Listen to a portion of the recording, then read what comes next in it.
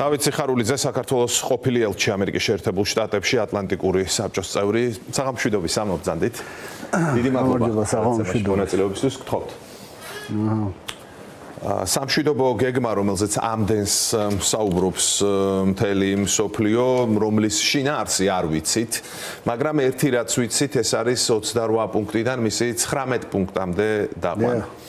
ზელენსკიმ დღეს მაკრონთან შეხვედრის შემდეგაც თქვა, რომ ტერიტორიული საკითხია მთავარი.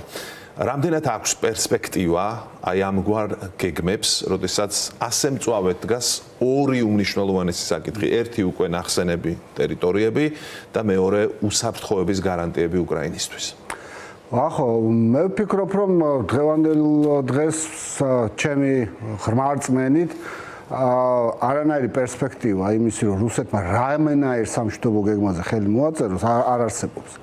მე აშკარაა ყველაფერი იმიდან, რასაც ჩვენ ხედავთ, რომ რუსეთს არანაირი მშვიდობა არ უნდა და არანაირი მშვიდობისკენ ის არ არის მოწოდებული.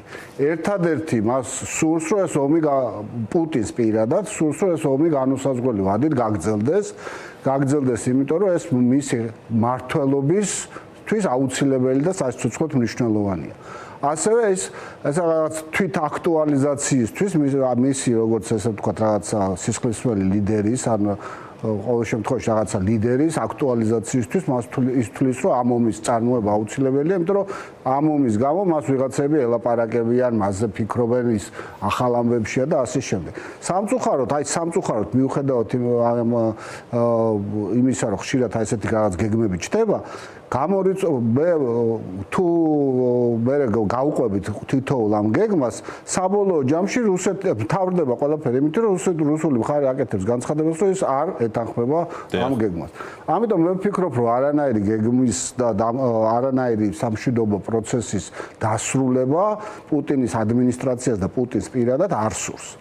ამიტომ ძალიან მნიშვნელოვანია, რა თქმა უნდა, რომ იყოს დიდი კონსენსუსი იმაზე, რა შეიძლება გაკეთდეს, ამიტომ ამ თვალსაზრისით ძალიან მნიშვნელოვანია ტერიტორიული საკითხი, იმიტომ რომ არ შეიძლება სამხედრო ძალით საზღვრების ცვლილება დაფიქსირდეს, იმიტომ რომ ეს გამოიწვევს შემდგომში უკვე დომინოს ეფექტს. და ეს ყველასთვის კარგი და ნათელია. ბატონ დავით, რითი აიხსნება, რომ ზელენსკიმ თქვა ვეთანხმები ტრამპის აი ამ ამერიკულ გეგმას, თანხმობას ვიძლევი რამდენიმე დღის წინ, მან ეს თქვა. აქ მიდის თუ არა, ასე ვთქვათ, ტაქტიკური მოქმედებები, ვის დაბრალდება ამ სამშვიდობო გეგმის ჩავარდნა, თუ კი ის ჩავარდა, იქიდან გამომდინარე, რომ ბევრი რამ არის დამოკიდებული ტრამპზე, ამერიკის შეერთებულ შტატებზე, რას გააკეთებს, ვთქვათ, პუტინის უარის შემდეგ. პირველ რიგში, რა თქმა უნდა, თუ ვინ ყველაზე მეტად ვის უნდა მშვიდობა, ყველაზე მეტად ვის უნდა ცეცხლის შეწყვეტა. მე ვფიქრობ, რომ ამაზე ორი აზრი არ არსებობს. ხო, ყველა ჭკუად ყოფილი ადამიანი თავხდებით იმაზე, რომ ყველაზე მეტად თუ ვინმეს ახლა ცეცხლის შეწყვეტა უნდა, ეს არის უკრაინა, უკრაინელი ხალხი და პრეზიდენტი ზელენსკი.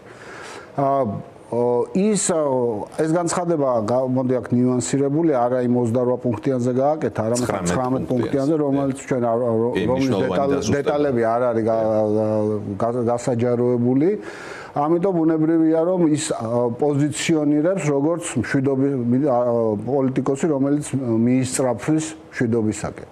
და ამიტომ ეს გასაგებია. ასევე ძალიან მას არა მხოლოდ არ სურს, რომ ამ მშვიდობის შეთანხმების ჩამშლად გამოჩნდეს, არამედ ისა ნამდვილად არ არის. მისთვის ნამდვილად საცოცხლოდ მნიშვნელოვანია ის მზად იყო ცეცხლის შეწყვეტაზე, სწორედ აი ამ დაშორიშორების ხაზთან, ის ამდენჯერმე გამოთქვა მან მოსაზრება, რომ მზად იყო ჯერ ცეცხლის შეწყდეს და შემდგომ კიდევ გაგრძელდეს უპირობო ცეცხლის შეწყვეტაზე და ასე შემდეგ.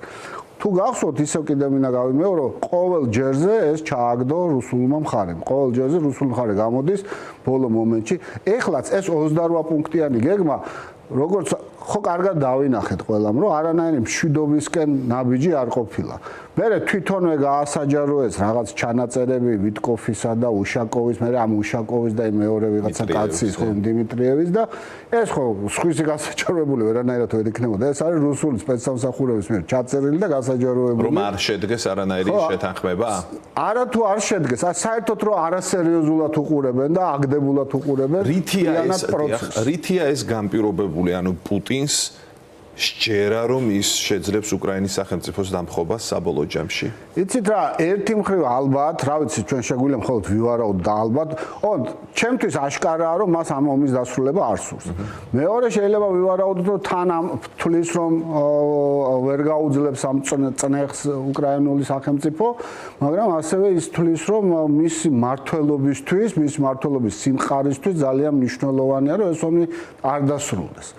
იმიტომ რომ რა ვიცი, ზოგიერთი ანალიტიკოსის ხალხი თვითონ რუსული ოპოზიციონერებიც კი ამაზე საუბრობენ, რომ ეხლა მას წარმოუდგენია რომ ეს ხალხი რომ დაბრუნდება, მე რითი გაამართლებს, რა მიიღო რუსეთმა სხვადასხვა დათვლით 9 მილიონიდან 1 მილიონი ადამიანი რუსეთის მოქალაქემდეა დაღუპული ამ ომში. ეს არის დაახლოებით თითქმის 9-ჯერ მეტი ვიდრე მთელი ავღანეთის ომის განმავლობაში. რაზეც აი ბუნებრივია ყველას ომის მერე მოუწევს პასუხისგებლობა.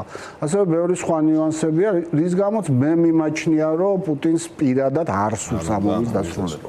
უსაფრთხოების გარანტიები, რომელზეც ამდენი საუბარია და ერთ-ერთ საკვანძო თემად ითვლება, ხედავთ თუ არა პერსპექტივაში რუსეთი თუ არ მოაწერს ხელს ერთია, მაგრამ რას შესთავაზებს შეერთებული შტატები და ევროპა კონკრეტულად უკრაინას, აი რა ფორმულირება შეიძლება კონდეს, რა იქნება უკრაინისთვის უსაფრთხოების გარანტია, როგორ გესახებათ, რამ შეიძლება მოუტანოს უკრაინას ეს უსაფრთხოება, რა შეიძლება ეს გარანტიები იყოს ცეცხლის შეწყვეტის შემდეგ თუ კი ასეთი რამ საერთოდ მოხდა. მე ვფიქრობ, რომ აქ ერთადერთი მყარი გარანტია რაც შეიძლება იყოს, ეს არის მეხუთე მუხლი ნატოს წევრობა. და ან იგივე ტიპის ვალდებულებები. ჩვენ უკვე უკრაინას უკვე აქვს გამოცდილება ბუდაპეშტის მემორანდუმის მსგავსი, ანუ არა სავალდებულო ტიპის მემორანდუმის, ხო?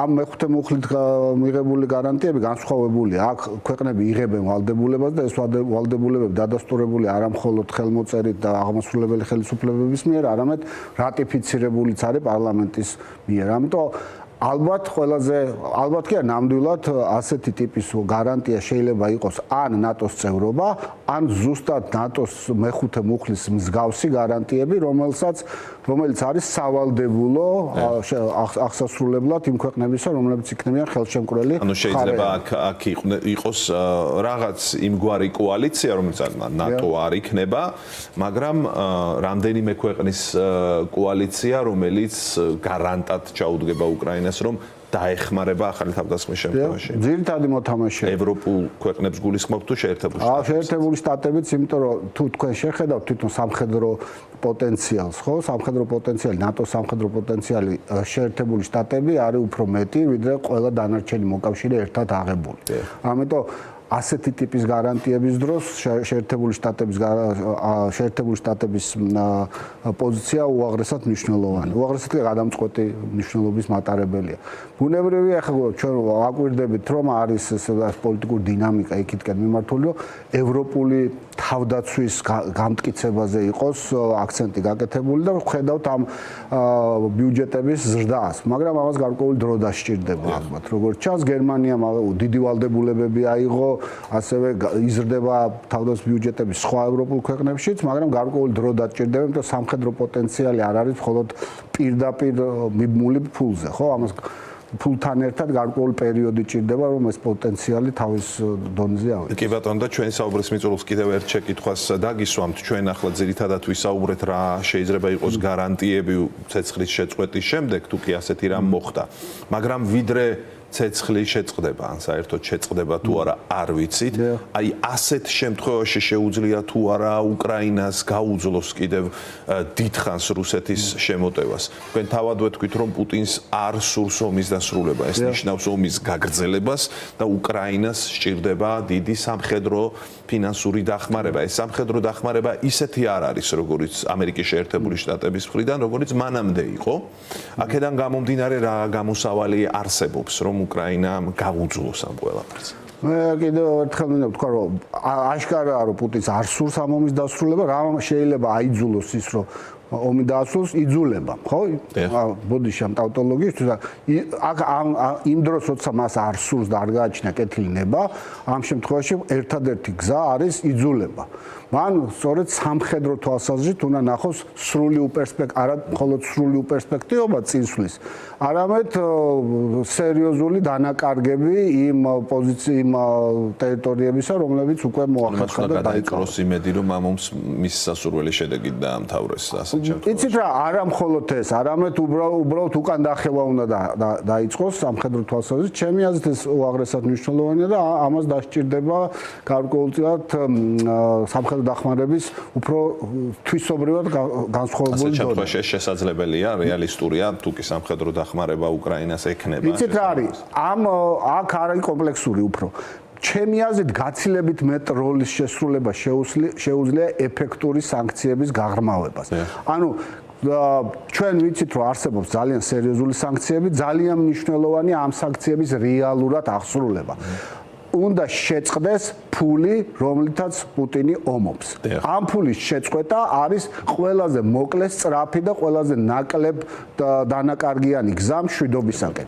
აი ამ შემთხვევაში ეხლა ძალიან მნიშვნელოვანი სამხედრო დახმარებაზე კიდევ უფრო მნიშვნელოვანია ჩემი აზრით რეალურად ამოქმედება იმ სანქციების, რომელიც შეწყვეტავს ამ ნაკადებს, ფულად ნაკადებს პუტინის ჯიბში. ძალიან დიდი მადლობა გადაცემაში მონაწილეობისთვის.